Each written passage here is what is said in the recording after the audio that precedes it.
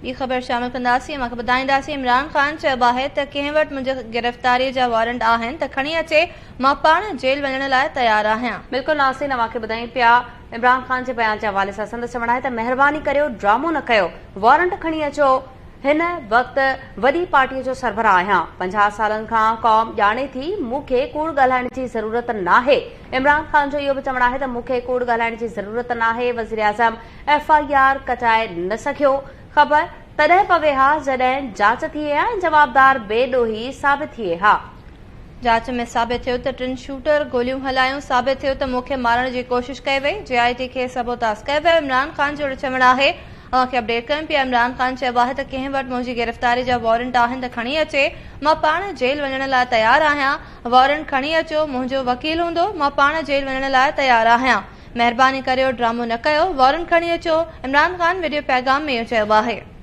Imran Khan video पैगाम जारी कयो आहे। संदसि चवणु आहे त हिन वक़्तु वरी पार्टीअ जो सरबराह आहियां। 50 सालनि खां क़ौम ॼाणे थी, मूंखे कूड़ ॻाल्हाइण जी ज़रूरत नाहे। मूंखे कूड़ ॻाल्हाइण जी ज़रूरत नाहे। सवाल आहे त अॻूणो वज़ीर आज़म FIR कटाए न सघियो। ख़बर तॾहिं पवे हा जॾहिं जांच थिए हा ऐं जवाबदार बेॾोही साबित थिए हा। जांच में साबित थियो त 3 शूटर्स गोलियूं हलायूं। साबित थियो आहे त मूंखे मारण जी कोशिश कई वई।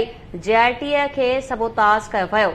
इमरान ख़ान वीडियो बयान जारी कयो आहे। संदसि चवणु आहे त कंहिं वटि मुंहिंजी गिरफ़्तारी जा वारंट आहिनि त खणी अचे, मां पाण जेल वञण लाइ तयारु आहियां। तफ़सील मालूम कंदासीं।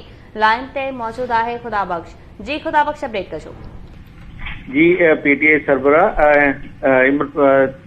इमरान ख़ान जेको आहे सो अॼु लाहौर खां इस्लामाबाद लाइ रवानो थियो, जिते हुनजी इस्लामाबाद कोर्ट में ख़ुसूसी पेशी आहे। उन हवाले सां लाहौर जवान पार्क रिहाइशगाह ते रवाने थियण खां अॻु इमरान ख़ान पंहिंजो हिकु वीडियो बयान जारी कयो आहे, जंहिंमें हुन चयो आहे त हू जेकॾहिं कंहिं वटि बि मुंहिंजे गिरफ़्तारी जा वारंट आहिनि त उहो खणी अचे, मां गिरफ़्तारी ॾियण लाइ तयारु आहियां।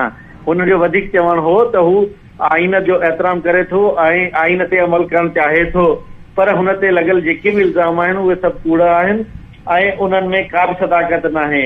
हिन जो वधीक चवणु हो त हिन ते अॻु बि जेको वज़ीराबाद वटि हमिलो थियो उनजी JIT खे बि सबोताज कयो वियो हो ऐं उन में जेके ऑफिसर हुया उन्हनि खे कमु करण खां रोकियो वियो हुयो। हुनजो चवणु हो त कंहिं बि इदारे जो